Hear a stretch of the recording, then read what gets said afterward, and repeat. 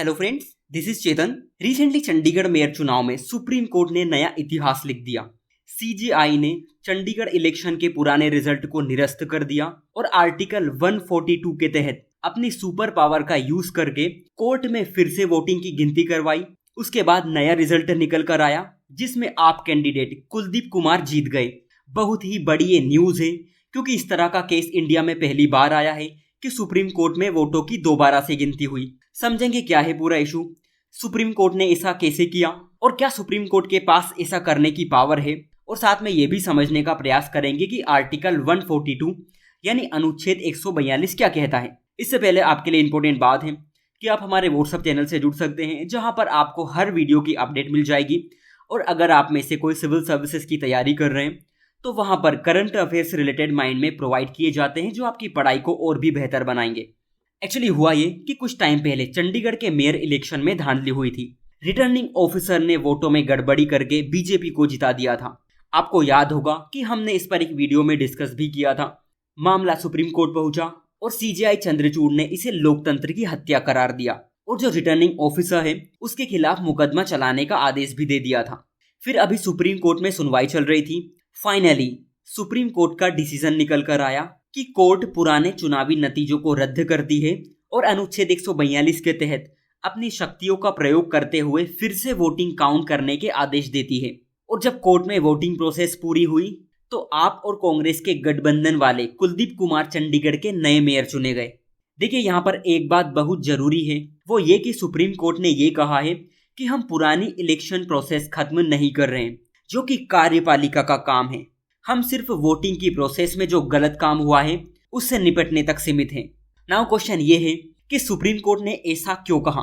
देखिए, इसका रीजन ये है कि भारत के संविधान ने पावर को सेपरेट किया हुआ है जिसे हम सेपरेशन ऑफ पावर या फिर शक्तियों का पृथक्करण का सिद्धांत कहते हैं, जिसमें न्यायपालिका अपना काम करती है, कार्यपालिका यानी गवर्नमेंट अपना काम करती है और पार्लियामेंट जिसे हम विधायिका कहते हैं वो अपना काम करती है। इलेक्शन करवाना इलेक्शन कमीशन का काम है जो कि स्वतंत्र रहते हुए कार्यपालिका के तहत अपना काम करता है। ऐसे में कोर्ट इलेक्शन प्रोसेस में हस्तक्षेप नहीं कर सकती क्योंकि ये काम तो इलेक्शन कमीशन का है।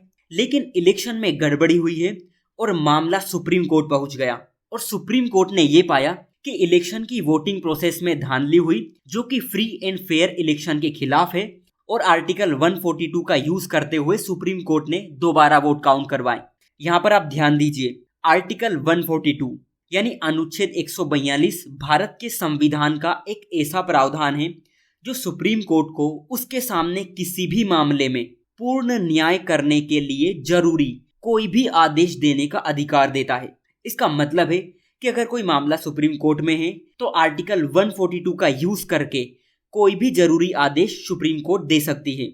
इस मामले में अगर हम देखें तो इलेक्शन प्रोसेस में वोट काउंटिंग करना इलेक्शन कमीशन का काम है, लेकिन गड़बड़ी होने पर दोबारा वोट काउंट करने का आदेश सुप्रीम कोर्ट की तरफ से दिया गया और इसीलिए सुप्रीम कोर्ट ने क्लियर कहा है कि हम चुनावी प्रक्रिया में हस्तक्षेप नहीं कर रहे, हम सिर्फ वोट काउंटिंग को दोबारा करवा रहे हैं।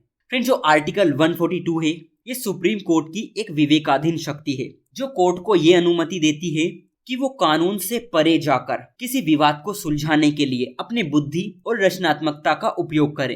कभी कभी ऐसा होता है कि कोई कानून या कानून की तरफ से सॉल्यूशन नहीं मिल पाता, तो ऐसे में सुप्रीम कोर्ट अपनी इन शक्तियों का प्रयोग करके लोगों को न्याय देने का काम करती है। लेकिन आपका क्वेश्चन ये होगा कि ऐसे तो सुप्रीम कोर्ट कुछ भी कर सकती है, अपनी मनमानी भी कर सकती है।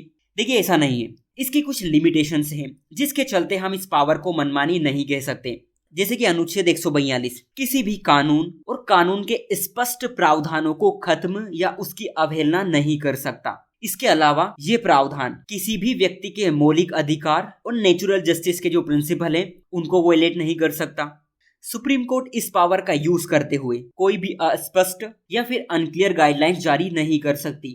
इसी के साथ जरूरी बात यह है कि कोर्ट जब भी अपनी इस पावर का यूज करेगी उसको अपने डिसीजन के लिए कारण जरूर बताना होगा, जो कि इस मामले में बताया है जिसको हम डिस्कस कर चुके हैं। फ्रेंड, सुप्रीम कोर्ट बहुत ही कम इस पावर का यूज करती है। राम मंदिर, भोपाल गैस कांड और कुछ ऐसे मामले थे जिसमें इसका यूज किया गया था। सुप्रीम कोर्ट की ये शक्ति 1935 के अधिनियम से प्रेरित है और इसे 1949 में संविधान सभा द्वारा अपनाया गया था। सो आज के लिए इतना ही। Thank you.